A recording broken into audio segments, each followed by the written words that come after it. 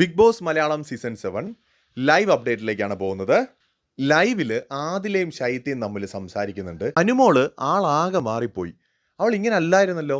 ഇപ്പോൾ അവൾ അക്ബറിൻ്റെ അടുത്ത് പോകുന്നുണ്ട്, അപ്പാനിയുടെ അടുത്ത് പോകുന്നുണ്ട്, കെട്ടിപ്പിടിക്കുന്നു. എല്ലാവരുടെ അടുത്തും ഭയങ്കര കാര്യം, എല്ലാവരുടെ അടുത്തും ഒരു കുഴപ്പമില്ല. വൈൽഡ് കാർഡ് വന്നതോടെ അവൾ ആകെ മാറിപ്പോയി. എനിക്കിപ്പോഴാണ് ഒരു കാര്യം മനസ്സിലായത്. ഇവൾ നമ്മളടുത്ത് വന്നിരുന്ന അവളെ സങ്കടങ്ങൾ പറയുന്നതും ഓരോ കാര്യങ്ങൾ പറയുന്നതൊന്നും ശരിക്കും നമ്മളോടായിരുന്നില്ല പറഞ്ഞത്. അവൾ പ്രേക്ഷകരുടെ അടുത്ത് പറയുകയായിരുന്നു നമ്മളിലൂടെ. ഈ വീട്ടിൽ ആരെയും വിശ്വസിക്കാൻ പറ്റാത്ത അവസ്ഥയാണ്. ഈ സംശയങ്ങളെല്ലാം തുടങ്ങുന്നത് വീക്കെൻഡ് എപ്പിസോഡ് മുതലാണ്. ഞാനിവിടെ ഇത്രയും കണ്ടന്റ് കൊടുത്തില്ലേ എന്നൊക്കെ പറഞ്ഞ് അനുമോള് പറയുന്നില്ലേ, അവിടം തൊട്ടേ എല്ലാവർക്കും സംശയം തുടങ്ങി. അതായത് അനുമോള് ഫേക്ക് ആണോ ജെനുവിൻ ആണോ.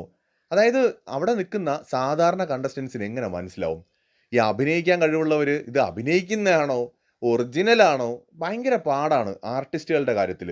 സീരിയൽ സിനിമ ഫീൽഡിൽ നിന്ന് ബിഗ് ബോസിലേക്ക് വരുന്ന അത് അവരുടെ കുറ്റമല്ല, അവരുടെ ഭാഗ്യവും ഭാഗ്യക്കേടും അതാണ്. അഭിനയിക്കാൻ നന്നായിട്ട് അറിയാവുന്നവർക്ക് ബിഗ് ബോസിൽ നന്നായിട്ട് അഭിനയിക്കാൻ പറ്റും. അപ്പോൾ അത് അവരുടെ ഒരു കഴിവാണ്. അതേസമയം തന്നെ ജെന്യൂൻ ഇമോഷൻസ് അവർ കാണിച്ചാലും ചിലപ്പോൾ ആളുകൾ സംശയിക്കുകയും ചെയ്യും. കാരണം ആർട്ടിസ്റ്റ് ആണല്ലോ, നടിയാണല്ലോ, നടനാണല്ലോ, അഭിനയിച്ച് തകർക്കായിരിക്കും. ഇത് അവർക്ക് അതുകൊണ്ട് ഭാഗ്യവും ഭാഗ്യക്കേടുമാണ്.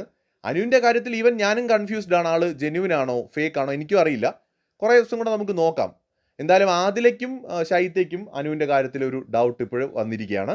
കൂടുതൽ അപ്ഡേറ്റ്സുമായി വീണ്ടും കാണാം.